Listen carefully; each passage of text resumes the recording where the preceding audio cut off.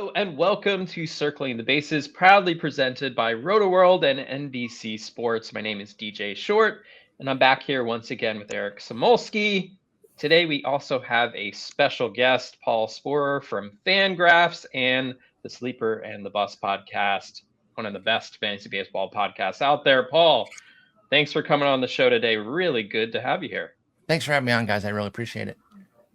Absolutely. And I don't think you've ever been on the show before. I don't think we've ever been on a podcast together, Paul, which is kind of crazy. That is very crazy, all things considered. Because we've both been in the industry for over 10 years, I'd say, at this point. Yeah, it's been a while. So that is, I wonder if we ever ended up on a panel together at some point. I just feel like we had to have been in something together. We've been in each other's orbits for quite some time. Yeah.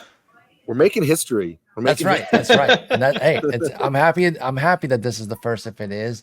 I don't remember everything, but I think it actually is. But it's good to be on. I've talked with Eric before, and when he invited me on, couldn't pass up an opportunity to talk to you guys. Awesome. I remember one time, I think I met you, Paul. Eno did a meetup in New York City. Yep. I can't remember what bar it was, but it was like everybody from like the fantasy baseball and like baseball Twitter space, like all in one venue. It was pretty great. It was awesome. It was very great. I do remember that as well. I also don't remember the bar, but I do remember the event, and it was a lot of fun. It was a lot of fun. It's sometimes staggering how tall Paul is in person, because he talks about it all the time, and then you're like, oh yeah. No, he really is that tall. He didn't lie about that. Yeah, no. And then he comes in wearing like super bright, like neon colors, just to make him seem. You cannot miss him. You cannot miss me. I am like the wavy inflatable man in front of a used car lot. That's me. So we're truly in the home stretch here in the fantasy baseball season. Anyway, September right around the corner. So this episode will be focused on fantasy surprises from the 2023 MLB season. Some names who have exceeded preseason expectations. We'll talk about how they got there this season and how we should start to think about them in fantasy leagues for 2024. Before we do that, RotoWorld Football Draft Week is officially here. All week long, we've got drafts, articles, and more from your favorite RotoWorld talent and special guests as well. Get all you need to dominate your upcoming fantasy drafts. Go to nbcsports.com/fantasy to see the schedule of all that's happening this week. You can use the code CHAMP23 to save 20% at checkout and get a $10 Fanatics gift card as well. Make sure to get your RotoWorld Fantasy Football Draft Guide if you're drafting this week. Lots of good stuff we're adding to the draft guide this week. But we're here to talk baseball. I'm going to let you guys kick it off with your first surprise. But before we do that, I did want to mention, quick headline, coming out of the weekend, Felix Bautista has a UCL injury, left the game on Friday with that injury. I think he was just like one strike from finishing that game out. Kind of looked it looked like kind of innocuous at first. Wasn't really sure what was happening there.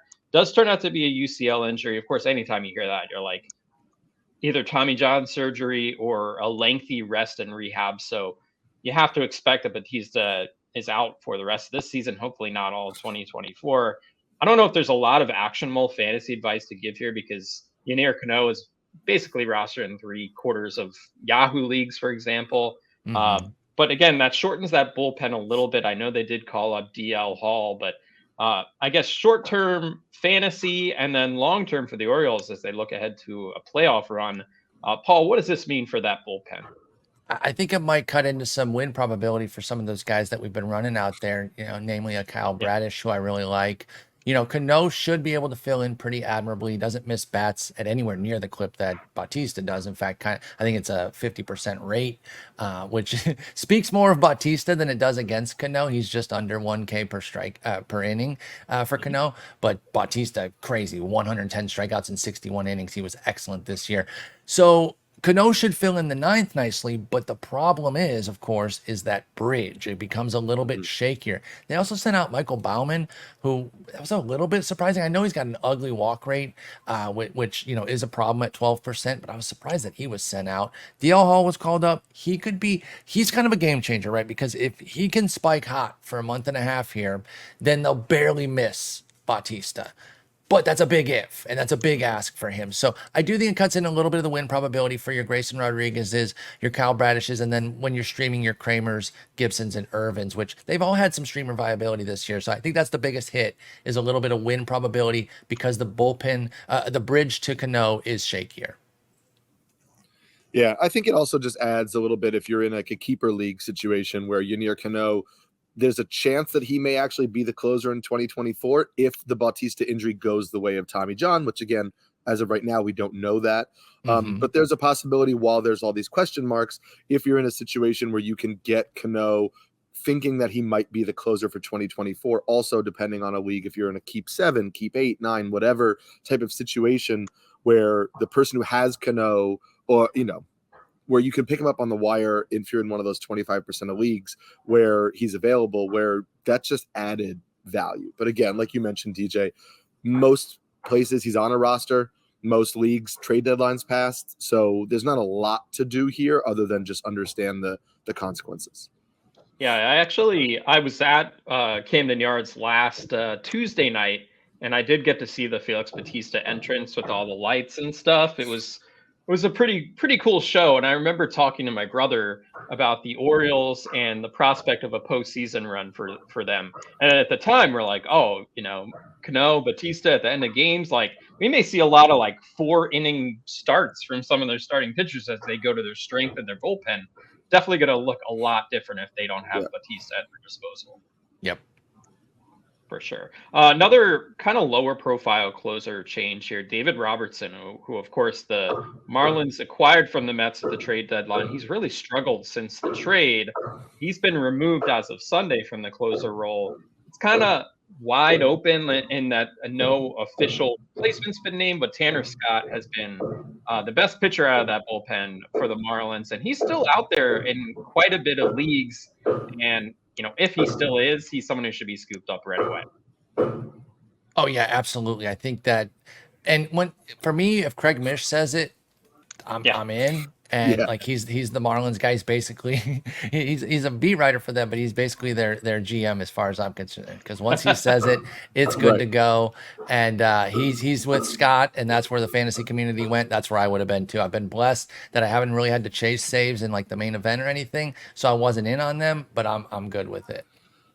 Don't you wish that was the case for all teams? Where like, oh yeah, there are a lot of great beat writers out there, and I follow a lot of them, and there's a lot of really good actionable info. But when it comes to the Marlins, you know exactly where to go, and you know that like 98% of the time it is verifiable fact and actionable fact, and it's just like it is a blessing. Craig is great at what he does.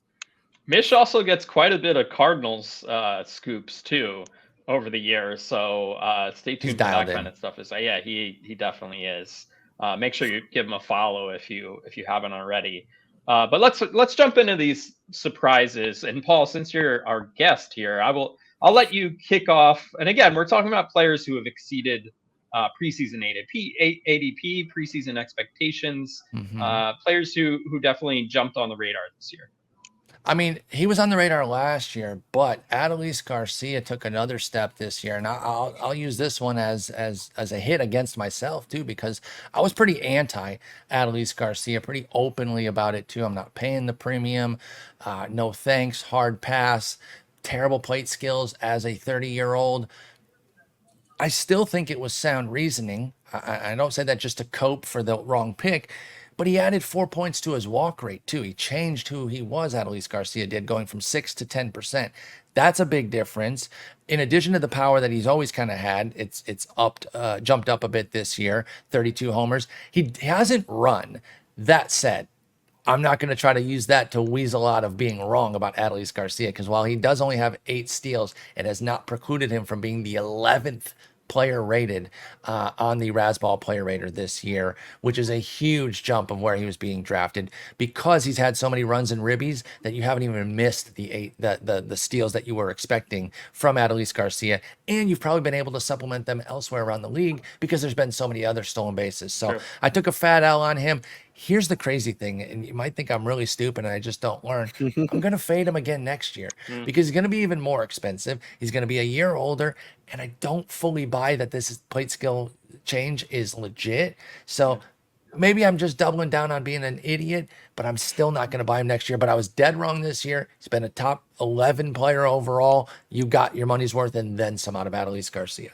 Right. I mean, I think the Rangers offense being as good as it is too is helping with those counting stats. So that's certainly huge. I took a look at his baseball or his Fangraphs page, Baseball Savant, all that stuff. Certainly more selective in terms of how often he's swinging, but not necessarily with chasing. So I think you're right about Garcia. It's probably not someone I'm going to pay for next year. But yeah, I don't think anyone could have seen the walk rate raising to where it's been this year. Where it's actually kind of tolerable. I think his OBP is like 325, something like that. And that's certainly serviceable for him. Yeah, and I do think, like Paul said, he's going to double down on it next year. But I think you need to understand of like what you trust in a profile and what you don't. And if there are things that if you've been playing the game for a while or studying the game for a while, and there are things that you think make it hard for a player to succeed, and somebody, checks those boxes of having traits that you don't necessarily trust, I think it's okay to sometimes say, you know what, maybe I'm going to miss on this guy, but it's not a profile that I've found success with in the past. It's not a profile that I think is like sticky year to year. And so, obviously if a player falls far enough in a draft, you'll take them, but you're not going to go out and get them. And that's kind of how I feel about one of the guys that caught me by surprise, which was Bryson Stott, because for the longest time you looked at like O-swing leaders and it was Bryson Stott at the head of the list. And this guy was swinging out of the zone like an extraordinary amount of the time. He was a speed centric player who didn't take walks. And you were just kind of like, how long can this guy keep chasing pitches out of the zone, but keep making contact at this level and have a batting average that's, 290 and above? And granted, he has made improvements to the O-swing as the year has gone on. He has kind of reined it back in, but he is always going to be a super aggressive hitter. And he's continued to prove that he makes an elite level of contact. And he's hitting 296 on the year with, 24 stolen bases, 13 home runs, in a good lineup. And yeah, a 6% walk rate from a guy that you're counting on to steal bases, generally speaking, is not something that, that lines up. But I think he's proven that the profile works for him. He understands what he can make contact with. He understands what he can reach in the zone, out of the zone.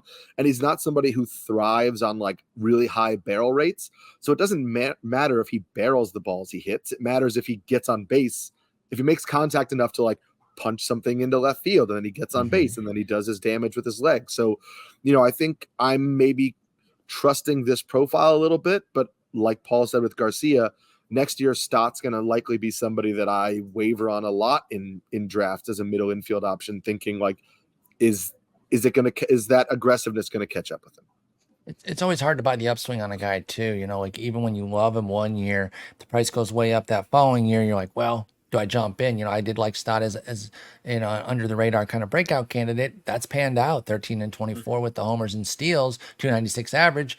Does it hold though? And then where does his price go? So I do think it really depends on where Stott's price is next year as to whether I'll be in or out. But he has been really nice this year for people that drafted him. I feel like he's been a little bit under the radar in terms of getting his due for having such a nice season. Stott has. Yeah, certainly with that category juice for sure. And we know the sprint speed is elite. So that speed is always going to be there. And I think the batting average will too. The strikeout rate is around 15%. And you love that in the combination with the speed. One name I'm really fascinated to see next year, mostly because we don't know where he's going to be playing. That's Cody Bellinger. An amazing turnaround this season from where he was last year. He has the biggest spread between his batting average last season and this season among all players. Last year is 210, this year 321. It's kind of been a throwback. If you remember the MVP campaign, he really brought the strikeout rate down. So where last year it was 27.3%, this year it's 15%. Has the lowest swinging strike rate of his career, lowest strikeout rate of any season of his career. Just a dramatic turnaround. I think a big part of it is just being healthy, which he hasn't been for a number of years. And I think getting out of that situation in LA, getting kind of new voices in his ear, I think is part of it as well. But he looks really back to that MVP level performer that we saw with the Dodgers. 20 home runs, 18 stolen bases, really filling up the categories here. I don't know if he's going to be a Cub next year, but what he's doing this year, it's not a fluky thing. It's more like he's gotten back to form. I tend to agree with that, Eric. I don't know if you're going to jump in there, but Nope. Bellinger, he's been someone that people have been having fun trying to jump back on. But then after another tough year last year, the believer train definitely got thinner. He had some believers out there, but they weren't plentiful, and they were rewarded this year. 20 and 18, 321 average. It's nice to see Bellinger back. In fact, Belly and Yelly both jumping back this year after their big MVP battle. I love it. I like both those guys. They're easy to root for, and so it has been nice to see both of them really jump back they into both prominence. be drafted next to each other next year like they always are, is the question. Yeah, just at a higher level. I think so. Yeah, I think where Belly goes will play a role, but I do think they have a chance to be drafted very close to each other. When one goes, that's your signal to maybe jump on the other. Yeah. I think that the health point that you mentioned, DJ, is really important too, where I think sometimes we think, okay, he was injured this year. Now he has an off season. He'll come back healthy the next year. And we don't often realize that, especially something with like that, a shoulder for a hitter, right? If you're changing your swing to adjust for a pain or an injury recovery, like it has long-term ramifications where you can't just snap your fingers and fix the swing immediately like that, right? It's kind of the same thing where we talked about like the Yandy Diaz launch angle thing forever, where it's like, oh, if he just lifts. Well, yeah, for some people, he lifts. All right. Hell yeah, he lifts constantly.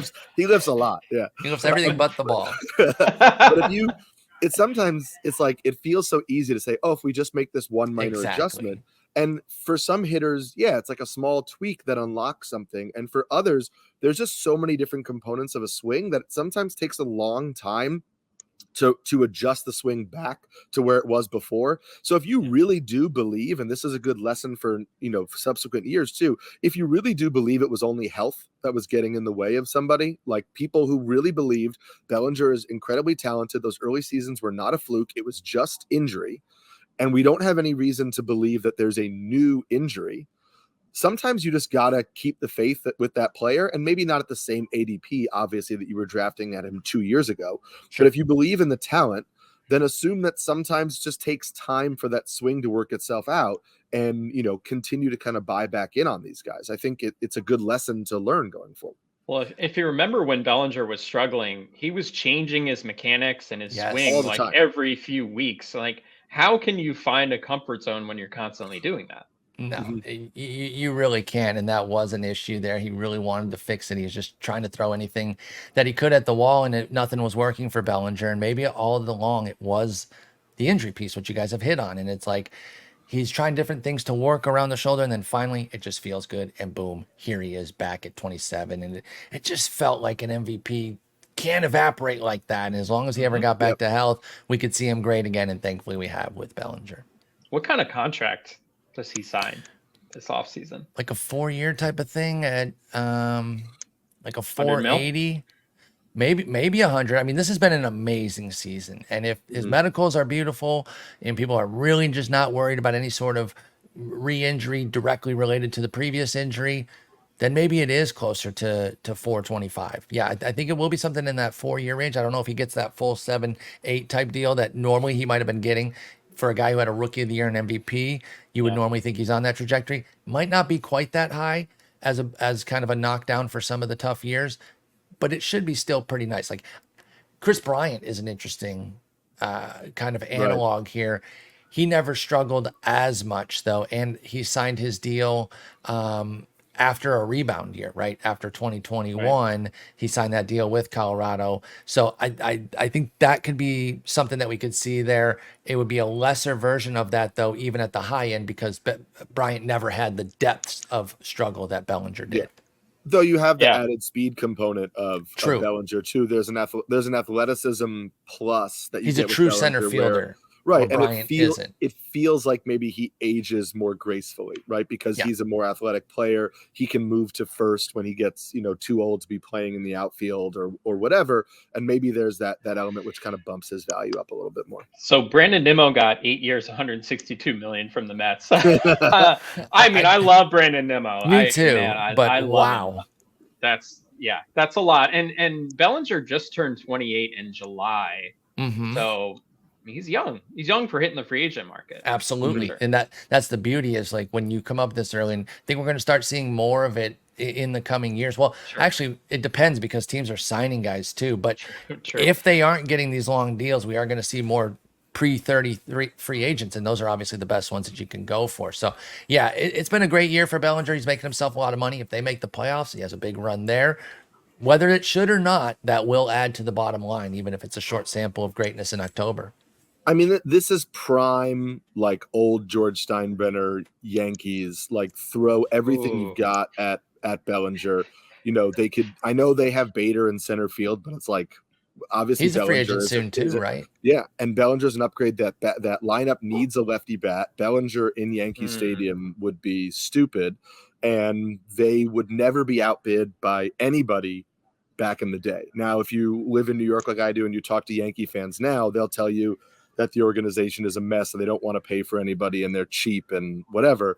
But I mean, I think going hard after Bellinger in the offseason is a prime, old school evil empire Yankees move. Yeah. Like that. Could totally see something like that. They're going to be active this offseason to try to fix everything. Is Brian Cashman the one making the decisions? That I do not know. Eric, you're in New York. What do you think? I'm sure the fans would say heck no, but what do you think? I think he is. I mean, I think the fans are done with him and Boone, but I just feel like I don't see the organization. Hal and company are not. Yeah. Yeah. That's where I lean too, but we'll see. We'll see. Who do you got next, Paul?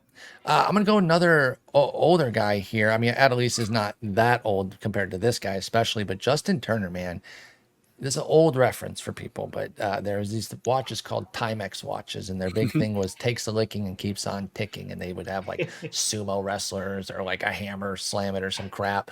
That's Justin Turner, man. Takes a licking and keeps on ticking. Now, he works all the way down to the Timex comparison here because he always gets hurt too. And yet he always comes back and he's always great. And yeah, he had the spike 151 game season in 2021, which was excellent. What a boon for people that drafted him. But since 2017, he's only eclipsed 135 that one time. He's usually more of a 130, 125 type game guy. Even this year, 118 out of, actually, that's pretty close to the max. He hasn't missed much time this year, and he's great yet again.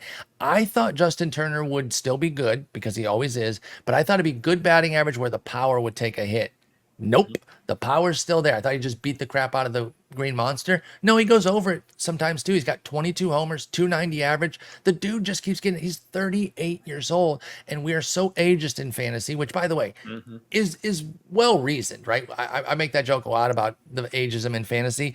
It is based on a lot of things that make you do that. Like, you should be ageist because guys that are older usually fade, but there are exceptions, and Justin Turner is absolutely one of those exceptions that just doesn't seem to fade. And I don't know that I would want to draft him next year because then he'll be 39, but he'll be coming off another great year. So shouts to Justin Turner, man. Just a beautiful season. Even threw in 4 steals for you out of nowhere. 75 starts out of the DH spot. I mean, I think that's the key to keeping him on the field. Just keep him. Absolutely. That DH spot is a godsend for him. Even though he's also played in 10 games at second base too, which is going to pick up some eligibility for people elsewhere too. That'll be huge, yeah. But I think to Paul's point, it's looking at the age, but it's also looking at the profile of the player, right? So like Justin Turner is a player who, based on everything he does well, should age better than somebody who, whose main component is speed or athleticism or whatever. Justin Turner was always a high batting average guy who will hit for power, but he's not a 40 homer guy. So if he dropped down to 20, 25 home runs, you're not drastically changing his fantasy value. So a guy who's going to be a 25-ish home run hitter with a 280 batting average and not a lot of speed is a guy who can age more gracefully because that profile can continue to age, especially with something like the DH spot. So I think there's a reason to believe, you know, it all fell off a cliff for Nelson Cruz. At some point, it will happen for everybody. But I think there's a reason to believe that Turner has maybe at least one more season of being a reliable fantasy contributor, you know, in your middle rounds. Yeah, Right. I totally agree with that.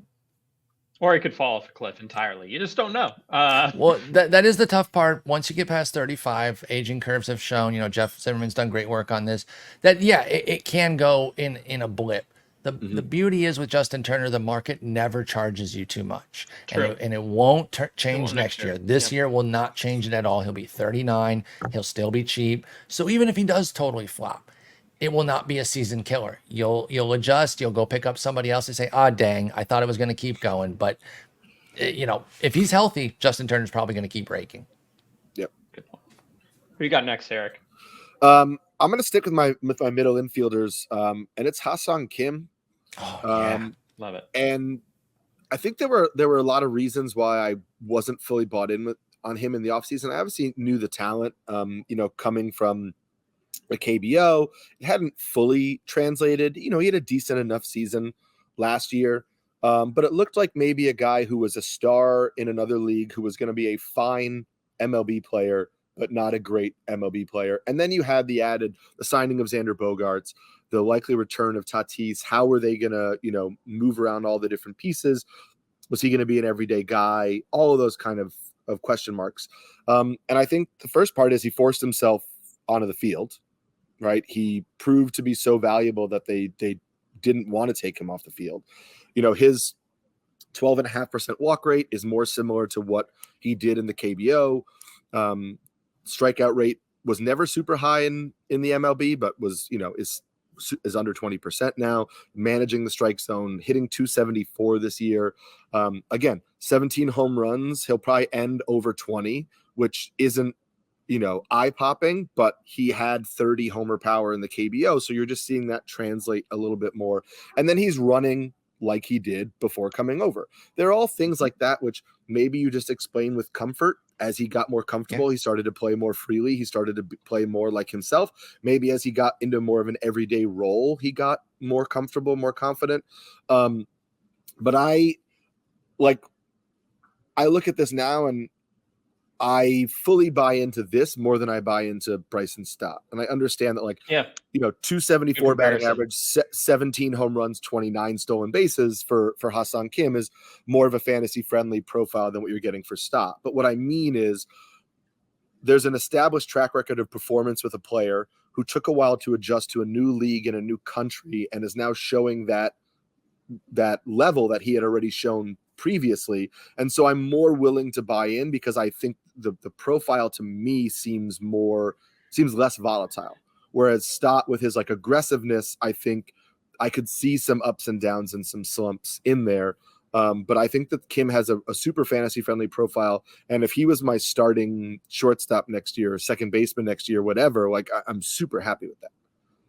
Yeah, I love Kim. The only reason he's not a huge surprise for me is I've been bought in from day one. Obviously, this performance, 17 and 29, is a surprise. The projection I gave him on the site was 14 and 16. I did tab him as a sleeper to reach 25 SPs, but again, he's even bypassed that. So Kim's been excellent. I believe in it. I'll be in next year, even at the accelerated price, because his price will jump up quite a bit. I think it's worth paying. I believe in Kim quite a bit. And the volume helps too, to get so many leading at-bats off at the top of that Padres lineup, which, you know, they've been one of the most disappointing teams in the majors, but their core players have basically delivered from a fantasy perspective. Of course, Jake Cronenworth went down with a fractured wrist over the weekend, but he's been awful this year. I was going to say, are they even going to notice that? Yeah, exactly. They did give him an extension before the season, which, you know, probably not. I mean, sometimes the Padres make some weird decisions. I got to be honest. They've made a lot of weird decisions. I like Crony, but I don't know about I don't know about that deal. Right. And now they gave all that money to Bogarts, and now they're talking about moving him to first base so they can bring up Jackson Merrill. And it's like, I love Bogarts as a player. You know, I'm a Red Sox fan, so I've been a huge fan of Xander. I believe he's a talented hitter. I don't believe he's, especially from a fantasy perspective, like I don't believe he's a super enticing first base option. No. And the wrong fit for San Diego with where they'd been spending.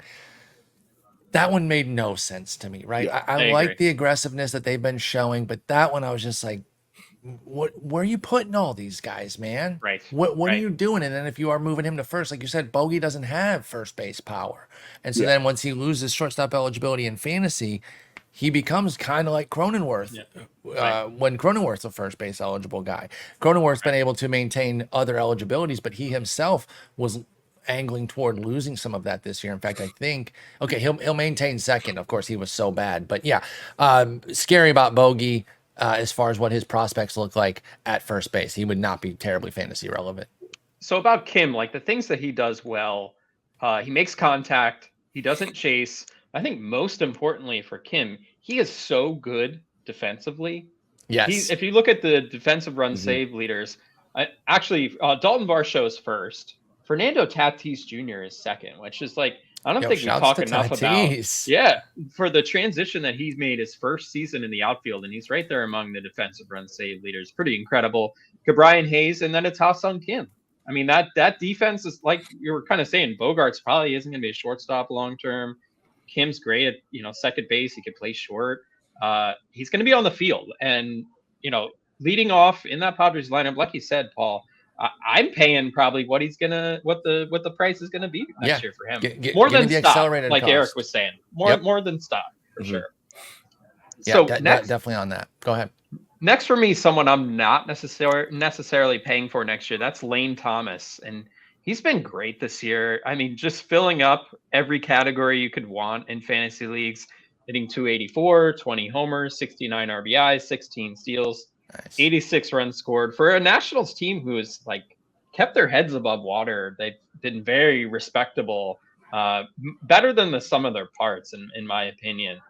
Sprint speed's excellent with Thomas. Of course, another Cardinals outfielder who got away, goes to another team, and turns out to be super productive. Sorry, Cardinals fans out there, but they still have too many outfielders, right? Like that's the thing. They lost all these guys, and they still dealt with an abundance. You could argue they chose to keep the wrong ones, though. True. That part is definitely fair. Right, but Thomas, you look at the expected batting average. It's 253. Has a 355 BABIP this year. Strikeout rate is 26%. But the reason I'm very skeptical here. So you look at the splits against lefties. 348 with a 990 OPS against righties, 255 with a 724 OPS. So let's just assume, he does have good speed, but that BABIP comes down a little bit. He doesn't hit the ball that hard. I feel like maybe the price tag's not going to be super high for him next year because he's Nationals outfielder. It's just not going to be that exciting. But I don't really see him duplicating this. I wonder what you think, Paul. I'm a year early. I was a year early on Thomas, man. I wouldn't shut up about him last year. I really liked. He had a nice finish to 21. He was leading off. I was like, oh, just volume this. They're going to set it and forget it at top of the order in Washington. He got off to a slow start. He never really has hit righties all that well, and so they started platooning him on the short side, and it just didn't work. Flash forward this year, he's still not really hitting righties, but 726 is capable enough to keep him in the lineup every day, and he's cooking against lefties. I'm with you that, even though this was a guy I liked, got burned on him, and now was a year late or a year early, I'm probably not going to jump too much next year if the price really soars. It's not that I don't fully believe it, though. It's the susceptible against righty issue, right? That can really tank you. And then if you're losing playing time and you're on a short side platoon, it just really cuts your value. So I do like Thomas a bit. Again, loved him coming into 22 and was too early on him. This year, 20 and 16 is nice, but I don't think he'll go up too much, but I'm probably not going to pay it. He'll be one of those guys that might end up on a team, but I will not be seeking him, even though he panned out the way I had hoped he would have in 2022. Yeah, I think I think part of his value was the fact that he was a little bit of an underrated. He's an outfielder you get to fill out your outfield, right? Mm-hmm. He's a guy you get to be your outfield 4, outfield 5 in the draft, and you feel good about the fact that there's just a solid foundational floor here to help balance out your team. And I think if he stays kind of a depth outfielder in fantasy purposes, there's still value there because there's nobody in Washington that's, chasing him out, right? Their best outfield prospect is James Woods. He's a ways away. There's like Blake Rutherford and guys like that where who know. And Washington doesn't strike me as a team that's going to make a major splash in the offseason.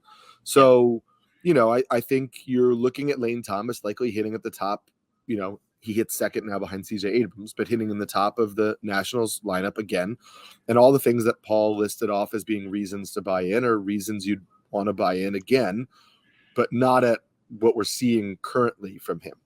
But if the consensus is what you guys are saying, where people are like, well, I'm not going to pay the premium, then I'm absolutely going to pay just for market, previous market cost for Lane Thomas, maybe slightly a little bit above. But there are just guys every year who everybody says, this was a fluke. And then they don't get drafted where they should because everybody's out. And I feel like Lane Thomas could sneakily be one of those guys next year on a Nationals team that may also not be great next year. Oh, I think they could even move incrementally forward and increase the potential run ribby output for somebody like Lane Thomas too. So I could see that. I just mean they likely will not be an offense that people are like, I have to get pieces of X like you do with like the Braves and the Phillies and the Blue Jays or whatever. Mm-hmm. Right. For sure. Before we move on here, just another quick word for our listeners. This Sunday will be the final one without regular season NFL football, but worry not. There's still plenty of baseball on the schedule. Look no further than MLB Sunday leadoff exclusively on Peacock this week. We're looking at two teams in the thick of the National League playoff race as the Phillies travel to American Family Field to face the division-leading Brewers. Brewers are on a roll right now. Catch the action live at 12:30 p.m. Eastern. Should be a fun matchup there. And Paul, you have one more surprise for us. Someone I love a lot, actually. Yeah, a guy that I'm sure was left for dead a bit in the fantasy realm, and that's Jorge Soler. He's back and he's cooking, and it's one of these guys that it seems like the body's cooperating. He's going to have the juice. And this is one of these guys that I think a lot of these players, we talk a lot about NFBC in the community these days as it's become more popular. And there's some of these players that are really successful at just drafting remarkably boring teams because they're going for quality production. And I think a player type like Soler ends up on these teams of some of these industry titans because they see the value in taking this guy so late, a guy who has a 48 homer season, 27 homers in 2021. Yeah, he only had 13 last year, but I think it was a little underrated that Soler was essentially league average. A 96 OPS plus is 4 points away from average, but it's not that bad. And it was only 72 games. So you start thinking about it and you're like, well, do I want to bet on health? That's really the only thing I'm betting on here. Can Jorge Soler stay healthy? Because if he can, I can get 30 homers because he's got big boy power, right? He hit the 48 in KC. You're not worried about Miami's park if you believe in the health. And I think it's a blind spot for a lot of folks to buy low on these player types because you're like, he's got bad plate skills. He's sinking. He's going to be nothing. And trusting the track record more is what helps some of these people that stick with these guys to buy them cheap because Jorge Soler was not expensive. And 35 homers later, he has been a game changer for folks that drafted him in those late rounds because, again, you were getting him for nothing. 10 and 12 teamers, reserve waiver pick, 15 teamers, late pick. So Jorge Soler has been a beast, and maybe he's just somebody that you always buy low on, right? Price will go up this next year. Maybe you lay off and look for the next Jorge Soler. If he has another down year, then you buy on the off year in 2025, right? Maybe you're always buying on the off of these guys to get the best value for somebody like a Jorge Soler. Yeah, I'm into it. I think the big question with Soler, so he's owed $9 million next season, but he can opt out of his contract this offseason. Coming off the season where he might hit 40 home runs.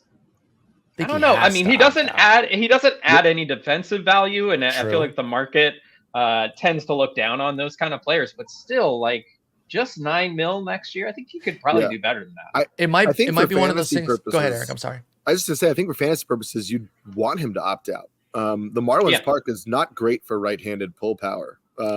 And he, neither was Kansas City when he played there, and obviously it doesn't matter for Soler.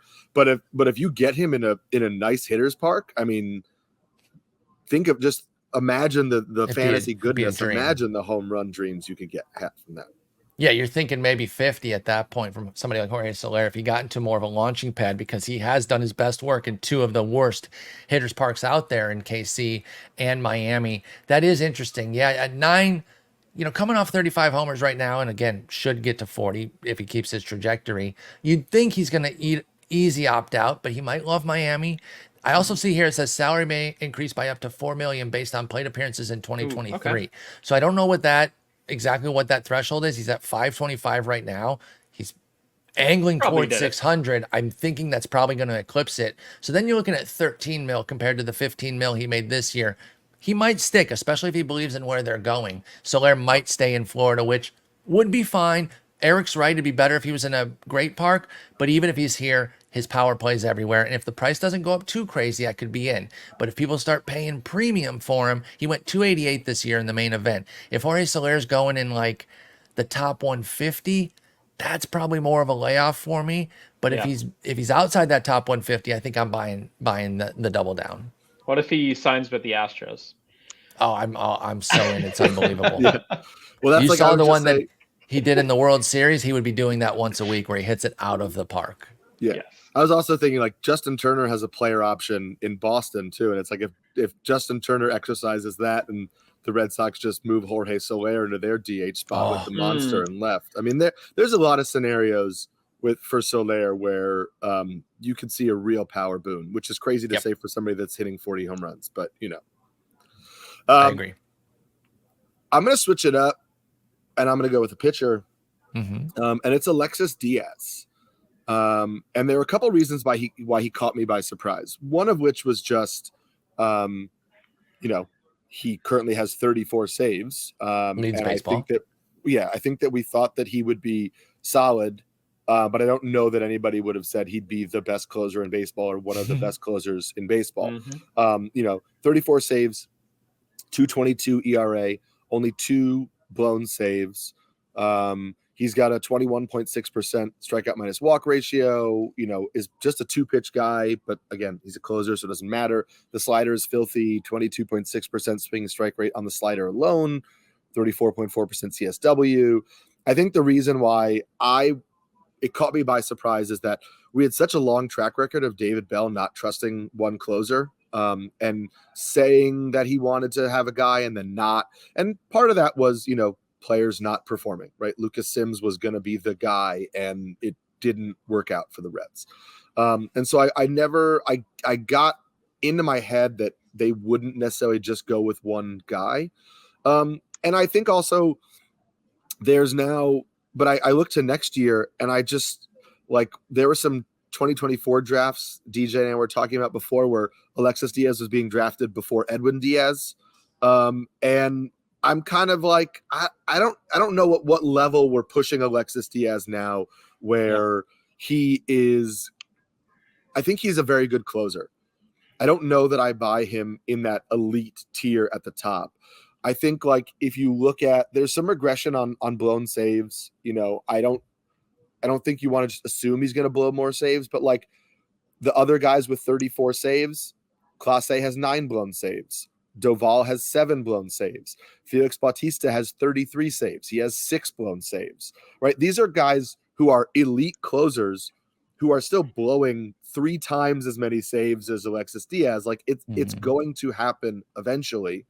And I just think the low 2s ERA might go up a little bit. I think this is a really strong closer, but I'm just pumping the brakes a little bit on putting him in the tier next year of guys I still would put Edwin Diaz back in there, especially if he gets an inning or 2 in September, like they're talking about, where we might be able to see that he's kind of slowly working his way back. I'm not ready to lump Alexis Diaz in with that tier of those top guys.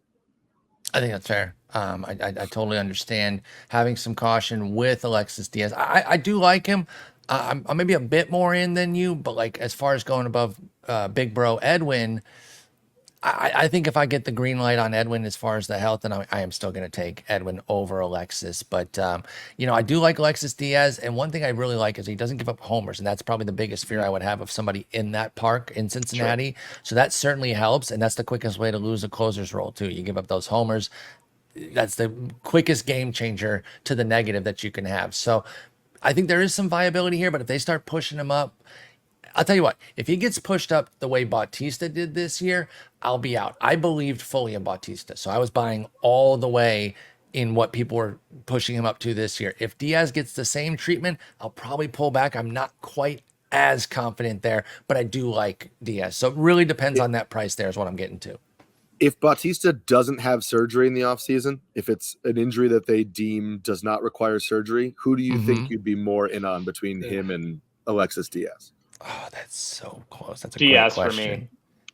Yeah, I think it's Diaz for me too. Actually. UCL is just like, I mean, it could be one of those things that like it could be spring trading and like he thought he was going to be ready, and then all of a sudden he needs Tommy John surgery. Like sometimes that's just how that goes. So that's far too risky for me. If you remember Bautista when spring camp first opened, he was kind of questionable for the start of the season. I think he was on a shoulder strengthening program due to like an off-season injury. And there was some question briefly, I'd say for a couple of weeks, that he was going to be ready for the season. In fact, I remember dropping Bautista in my own personal rankings, like number 10 among closers in like early March, which any drafts I had during that time did not go well. I can only hope that Bautista is ready to go next year. But I do think with like an Edwin Diaz, like, I'd be very surprised if he pitches in September, to be honest with you. But especially with them sucking. Yeah, I don't think there's any real reason for it except maybe just some peace of mind. I think all that's likely to happen with Edwin Diaz in September is to throw some live BP, and like that's enough, I think, for him to go into the offseason feeling good. But if he makes a couple of appearances in the spring and looks like himself, like there's maybe only like one or two closers I would take over him. I mean, I don't think where he's being drafted is really going to change. I tend to agree with that on Edwin. That's why Edwin over Alexis for me, but then Alexis Diaz over Felix Bautista.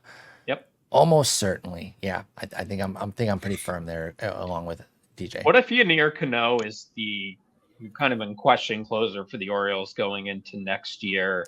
Does he have that top 10 kind of more arrow top going 15 up for him? For me? Yeah. It'd be more top 15 unless we see more swing and miss.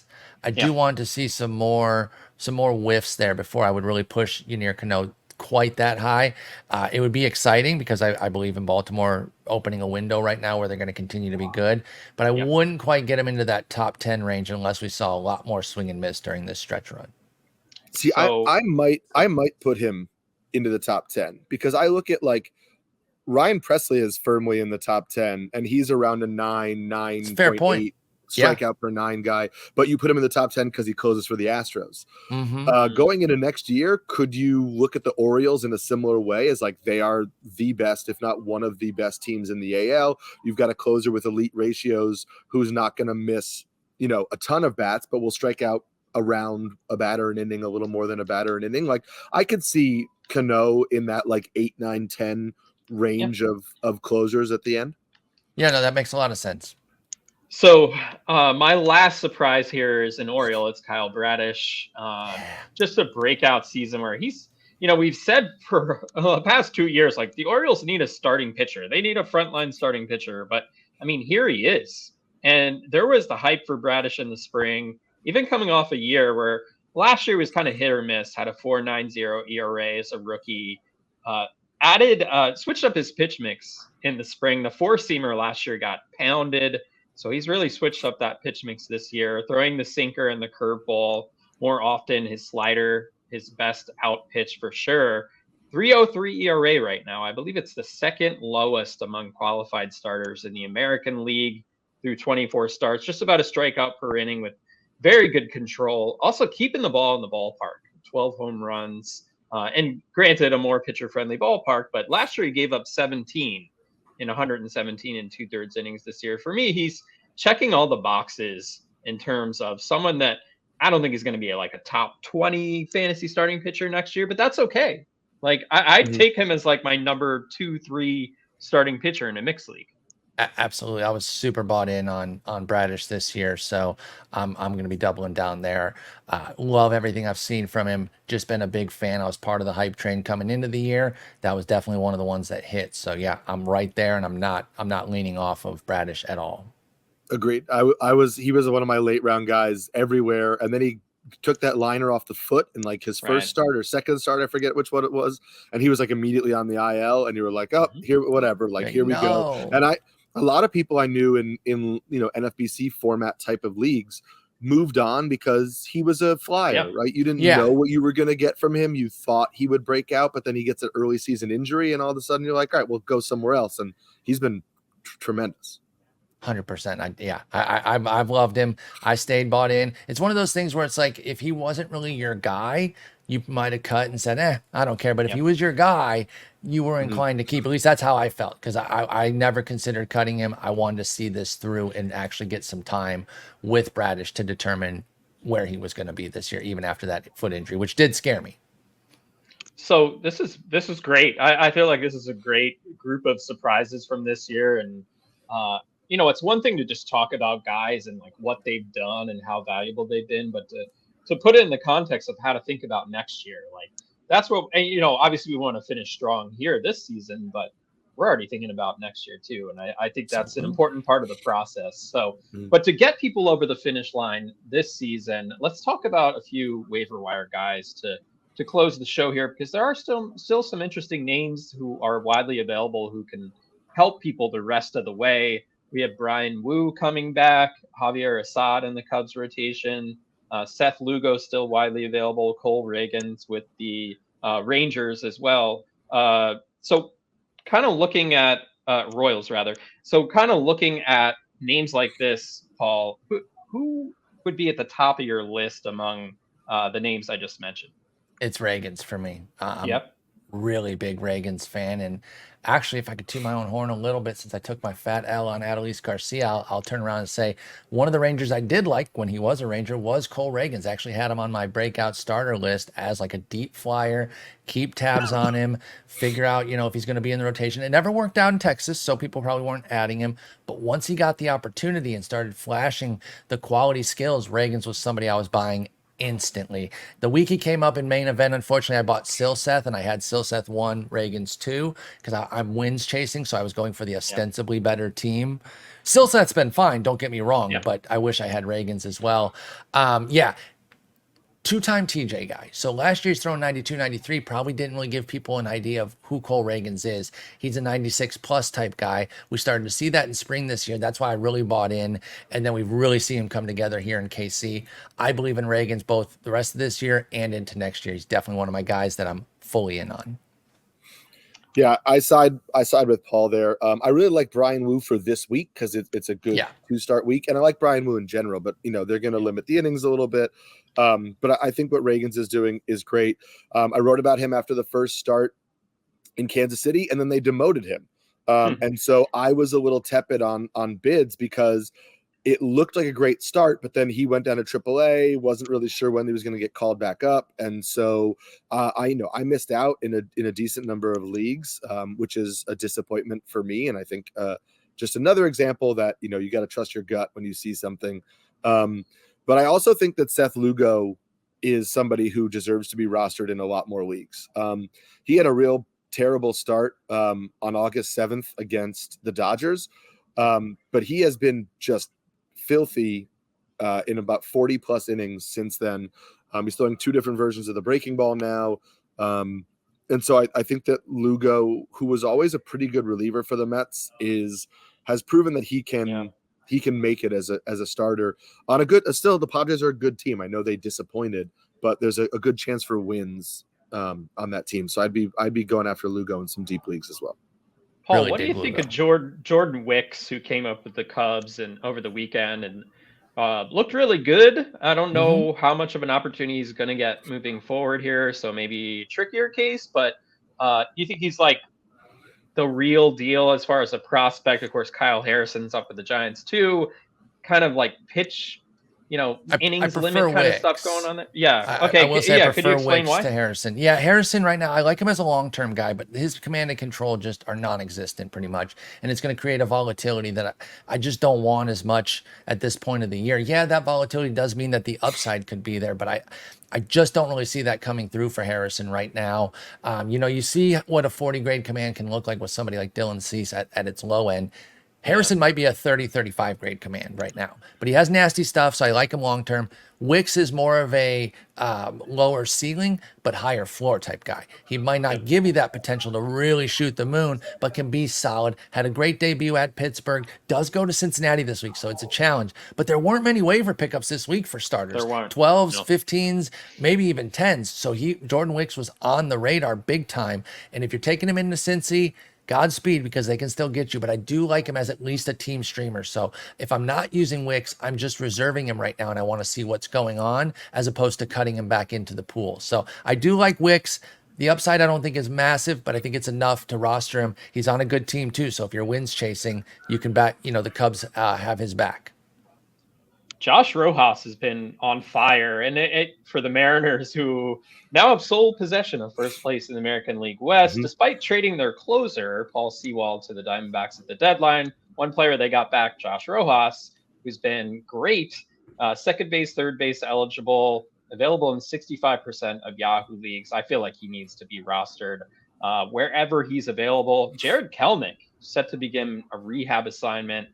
He's rostered in about 56% of Yahoo leagues. Of course, that was a really unfortunate incident where he fractured his foot in frustration in the dugout there with the Mariners. So we'll see him back soon. Michael Brantley is actually, believe it or not, close to coming back to join the Astros. I know. That's what they said 2 months ago, and then I know. 2 more months. But he's available everywhere, and I could see him come up and just like hit 300 for the month of September. I mean, I think Brantley, if he's out there, I wouldn't count on him, but he's someone I would. But it's probably worth taking a shot. Yeah, I think so too with Brantley, just because he's not fully Justin Turner, but it's in that sort of vibe of like, if he's healthy, he's good. He's just never healthy, and even Turner's like a bastion of health by comparison there, outside of those back-to-back 140 plus game years that we saw from Brantley somewhat recently, but it was 64 last year, but a 288 with 5 homers. So yeah, I like going for Brantley on a spec, especially if you need batting average. Justin Mason and I talk about this a lot. Do not give up on your rate stats. Again, always shouts to Todd Zola. He was the first one that I saw, at least in the industry, put a big spotlight on that people give up on their ratios way too early, because they're the only categories where people can come back to you. Nobody's losing homers or steals. You always have to gain. The ratios can move down towards you too. So that's why you can't give up on those. And a big like 320 average from Brantley from here on out would surprise nobody. And it is certainly on the table. In deep leagues too, I would just throw out Davis Schneider's name again. Matt Chapman left their last game with right middle finger inflammation. Don't know if that's gonna. Eric, I'm sorry, I interrupted you, but I wanted to point out, and he's been god awful. Have you guys looked at the breakdown of Chapman? Only he is one of these guys that you really need to be aware of the anchoring effects of a big April. He went 11.52 in that month, then 5.85, 6.33, bounced back in July with a 9.08, but then back to 5.32 here in August. It's 2 great months and 3 terrible ones for Chapman. Throw in the finger injury, and Davis Snyder is a good call out there in deep leagues, Eric. So sorry to interrupt you there, but I just wanted to point out that Chapman has really struggled. And you had to support your fellow mustache guy. Exactly. You guys stick together. You know what I mean? So I get it. But yeah, that this could be one of those good times where they're like, you know what?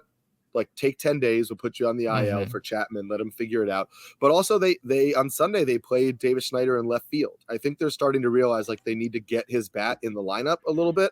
And even if he's not a full-time starter, but he's a 4 days a week guy in deep leagues, he's not a fluke. Like, he's not a 400 hitter, obviously, like he's done in this early season. But he's not a flash in the pan, right? He is a 24-year-old, who had good numbers in the minor leagues, who I think can be a solid major league hitter. So it'll regress a little bit from where he's at, but he can put up good numbers. Yep, I fully agree. Paul, thanks again for coming on the show. This has been course. a great conversation. Anything you want to plug before you go? Yeah, hit me up on Twitter or whatever it's being called today at Sporer. On Twitch, twitch.tv/Sporer. I do a box score show 3-4 times a week there in the morning, and I stream video games at night, usually Out of the Park Baseball, which is a baseball simulator. Of course, over at Fangraphs, you can go fangraphs.com and find it that way, or directly to the page fantasy.fangraphs.com. But thank you guys so much for having me on. It was great talking with both of y'all. Awesome. Remember to subscribe to Circling the Bases wherever you get your podcasts. You can actually find all your favorite NBC Sports shows on Amazon Music. Just head to amazon.com/NBC Sports. Do yourself a favor, check out the Roto-World Football Show. We are in the thick of fantasy football draft season right now, so get everything you need over there, including from Eric, who is contributing some fantasy football content now. Your defensive specialist, right, Eric? Yeah, that's sure. I pick up the stuff that nobody wants, but yeah, 3 years of covering like exclusively defenses is somehow a niche that I found myself in. But I like it. I like doing it. All you need. Sometimes you just need that niche in the fantasy community for sure. Defense and catchers. I just kind of like promote the things that other people are like, really? Yeah. Very good stuff. Be sure to check that out in the draft guide. Also follow us on Twitter or X, like Paul was saying. If you don't already, I'm at DJ Short. Eric is at Samulksi NYC. Take care, everyone. We will see you next time.